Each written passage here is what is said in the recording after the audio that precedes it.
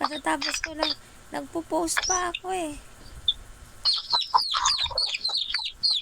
Saan ka katulog mo? Mamaya, magko-coffee na ako. Tulog ma. Puyat ka pa yun.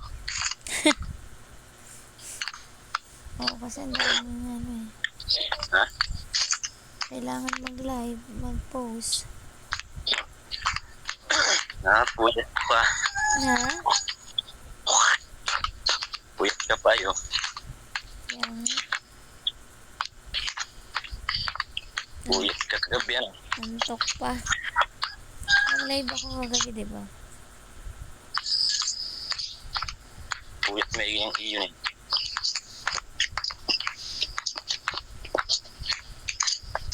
Hindi kasi natulog mo maaga eh.